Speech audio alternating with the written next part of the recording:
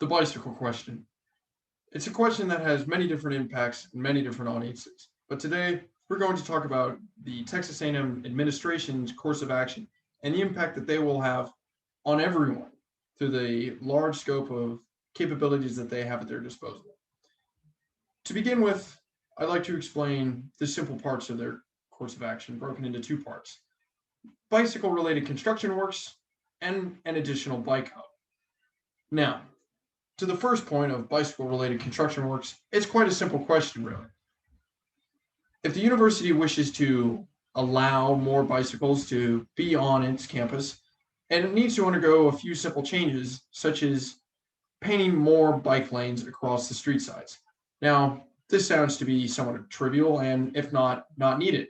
However, from my personal experience as a cyclist, I can tell you that there are very dangerous instances that occur at multiple times throughout the day where students collide, and a simple solution would just be painting a new bike lane, or at least getting a better marked bike lane, such as the student underpass that is often used to get to the main side rec center, or this campus area around the MSC.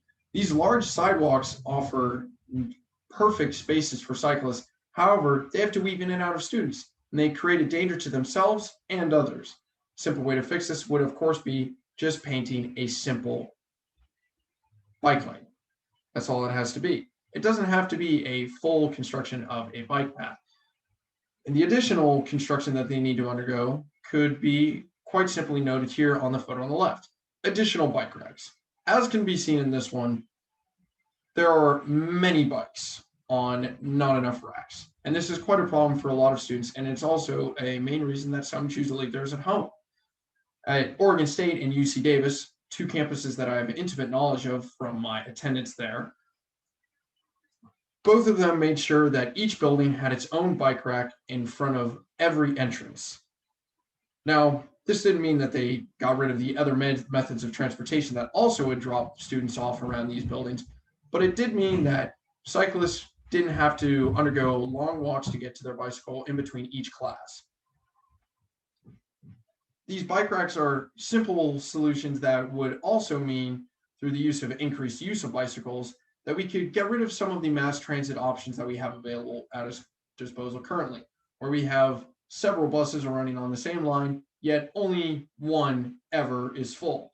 The vast majority of them actually maintain a status of only having one passenger at a time through the entire route.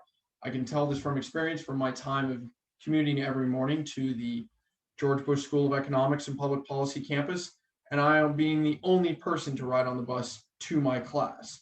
Now, this might be due to COVID, but I'd also like to believe that most of the fact is that people just feel that they couldn't be bothered to go to the class if that means that they have to travel that far on a bus to get back to another class.